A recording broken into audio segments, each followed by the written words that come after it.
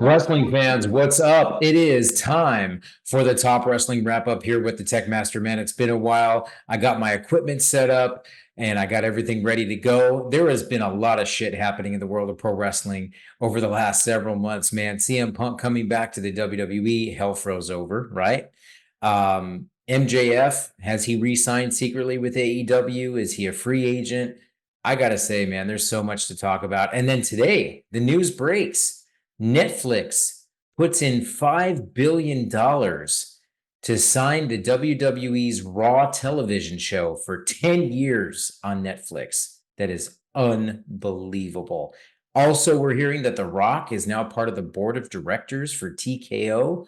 Man, Seth Rollins injured, but he's still going to be wrestling at WrestleMania 40?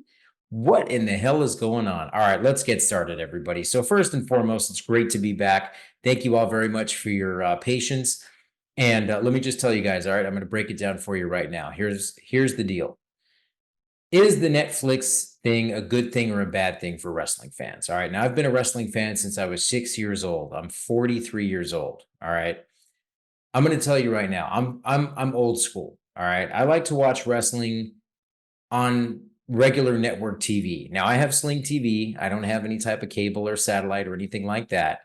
So I guess you could say I'm, streaming, but I like to have the option of, watching wrestling that way. I don't want to have to subscribe to 2 or 3 different, streaming services, one for the WWE network, now one for Monday Night Raw starting in 2025.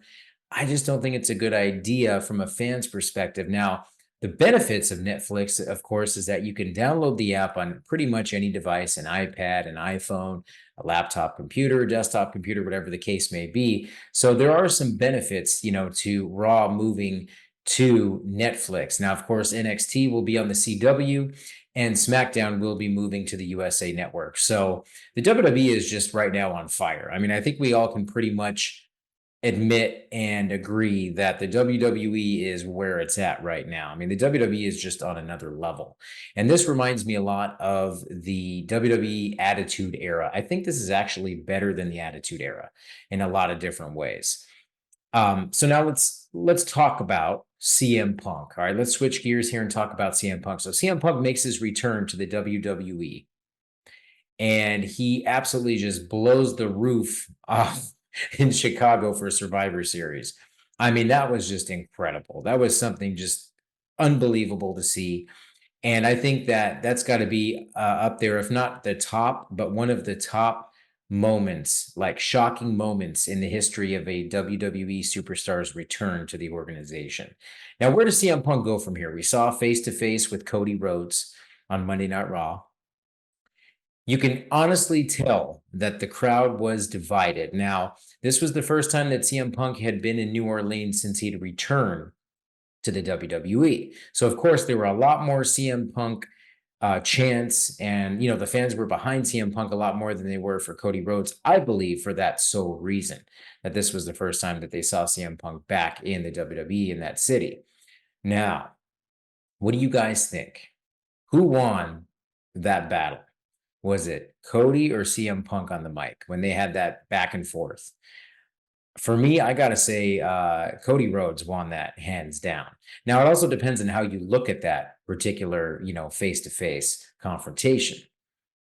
I love how CM Punk said, "I'm the American dream." That makes me the American dream more than it does you. And then Cody says, "I'm more CM Punk than you are." I mean, that entire face-to-face was just incredible. So where did they go from here? So now you've got Seth Rollins. He's the current world heavyweight champion on Raw.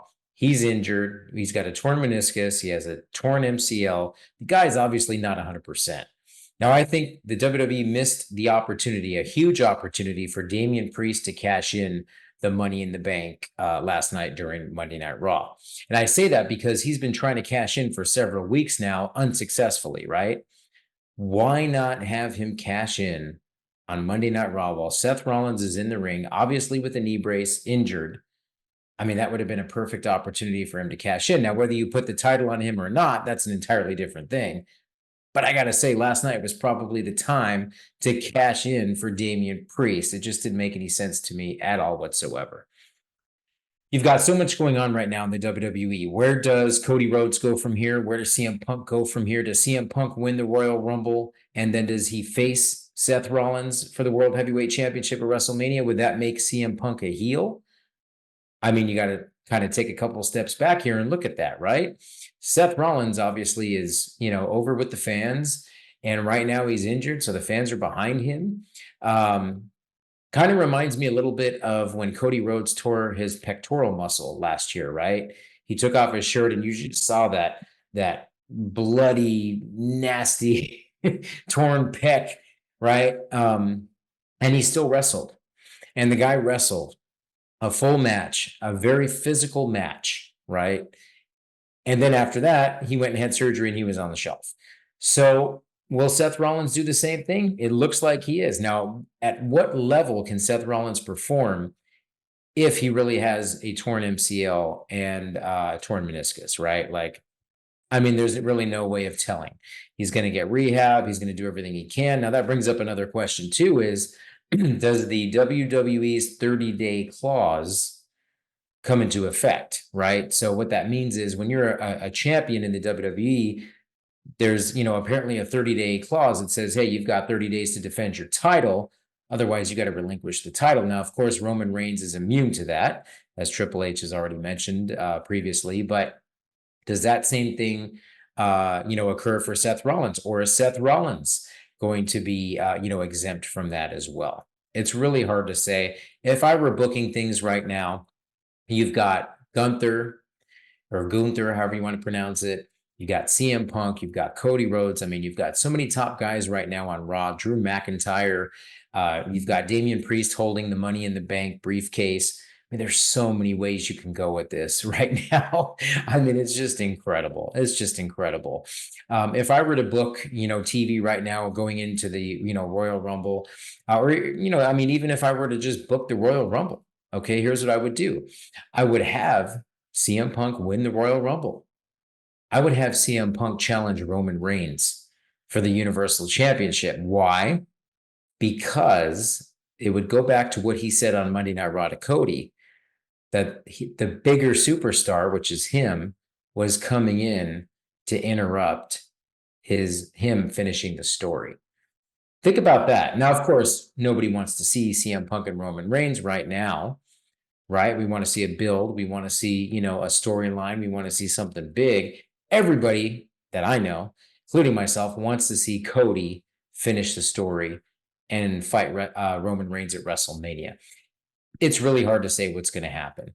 Now, what I think is going to happen as far as Gunther is concerned is I think he obviously is going to be probably in the Royal Rumble for a good 25, 30 minutes, maybe longer.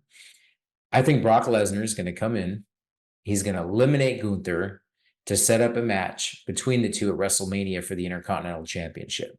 You want to get the Intercontinental Championship over even more? You want to get Gunther over even more? Have Gunther beat Brock Lesnar clean at WrestleMania 40. Wow. Or here's another idea. Have Brock Lesnar beat Gunther for the Intercontinental title at WrestleMania and have Gunther chase the Intercontinental Championship all the way to SummerSlam. How about that? I mean, you just, there's just you can't go wrong there. There's absolutely nothing wrong with doing something like that. I mean, there's just so much you can do. My take is Cody Rhodes is definitely going to face Roman Reigns at WrestleMania for the Universal Championship. How they get there, they can get there either through him winning the Royal Rumble. They can get there with him going into the Elimination Chamber and winning that. It's yet to be seen, but I think we might see a little swerve where CM Punk challenges Roman Reigns if he does win the Royal Rumble.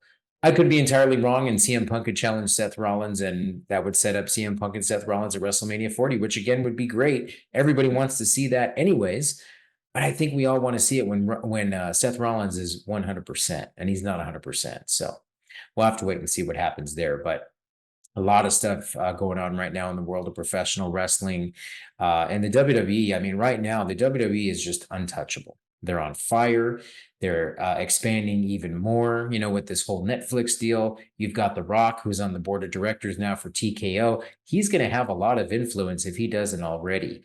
In the WWE, now being part of the board of directors for TKO. I think that's something that's just absolutely amazing and incredible. And it's so good for business, and it's so good for the WWE. He was also on the Stephen A. Smith show. I forgot the name of it, but he was on the show earlier today, and he was asked, "Are we going to see you this year at WrestleMania?"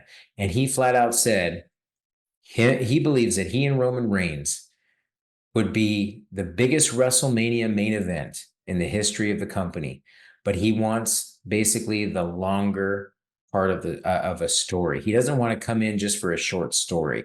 He wants to come in for a long story, basically for the long haul. That's huge. So that tells me right there, we're not going to see Roman Reigns and The Rock this year at WrestleMania. It's not going to happen. We're not even going to see it at Elimination Chamber in Perth, Australia this year. Not going to see it. What I would like to see is I'd like to see Roman Reigns go over at WrestleMania, whether he faces CM Punk, Cody Rhodes, whoever he faces at WrestleMania. I want to see Roman Reigns go over, and then immediately after the match, and he's holding up the title in the air, The Rock comes out, and bam, you start the road to WrestleMania 41 at the end of WrestleMania 40, and you build this entire feud between The Rock and Roman Reigns for an entire year until WrestleMania 41. That would be some cool stuff. Wow.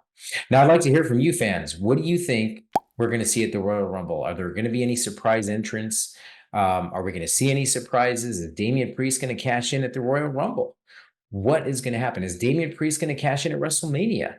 Now, imagine, Seth Rollins wins his match at WrestleMania 40, and, Damian Priest could come in and cash in then. But I think that'd be kind of too late, in my opinion. I think he's got to cash in before WrestleMania, but we'll have to wait and see. But there's just so much going on right now, wrestling fans, in the world of professional wrestling. I'm super excited. I know you are too.